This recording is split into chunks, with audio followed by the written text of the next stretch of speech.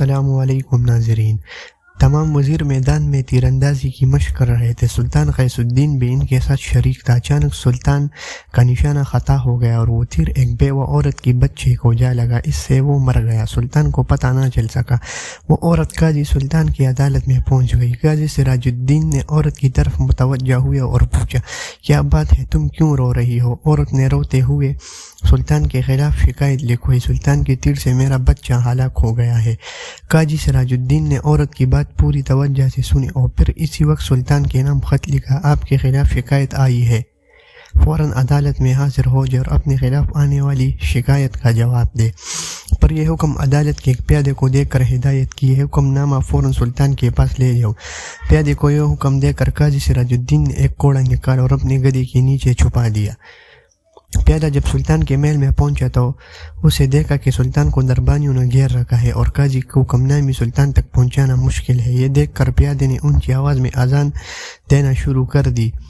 بے وقت اذان سن کر سلطان نے حکم دیا، اذان دینے والے کو میرے سامنے پیش کرو۔ پیادے کو سلطان کے سامنے پیش کیا گیا۔ سلطان نے گرج کر پوچھا، بے وقت اذان کیوں دے رہے تھے؟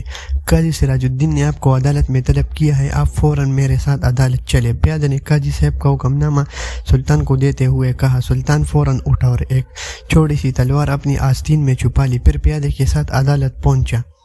قاضی صاحب نے بیٹھے بیٹھے مقتول کی مور سلطان کی بیان باری سنی، پھر فیصلہ سنایا۔ غلطی سے ہو جانے والی قتل کی وجہ سے سلطان پر کفارہ اور اس کی برادری پر خون کی دیت آئے گی۔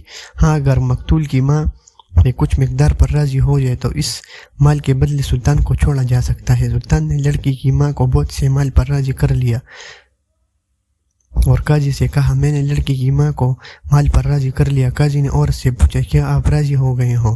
جی ہاں، میں راضی ہو گئی ہوں، عورت نے قاضی کو جواب دیا اور قاضی اپنی جگہ سے سلطان کی تعظیم کے لیے اٹھے اور انہیں اپنی جگہ پر بٹھائے۔ سلطان نے بغل سے تلوار نکال کر قاضی سراج الدین کو دیکھتے ہوئے کہا، اگر آپ میری ذرا سے بھی رعایت کرتے تو میں اس تلوار سے آپ کی گردن اڑا دیتا۔ قاضی نے بھی اپنی گدے کے نیچے سے کوڑا نکال کر سلطان غیاث الدین کو دیکھتے ہوئے کہا، اور اگر آپ شریعت کا حکم ماننے سے ذرا بھی ہچکچاتے تو میں اس کوڑے سے آپ کی خبر لیتا۔ بے شک ہم دونوں کا امتحان تھا، ایسے بے حکمران تھے اور ایسے عدل مصرفین تھے۔ اللہ تعالی ہم کو ایسے عدل جج اور نیک حکمران عطا فرمائے۔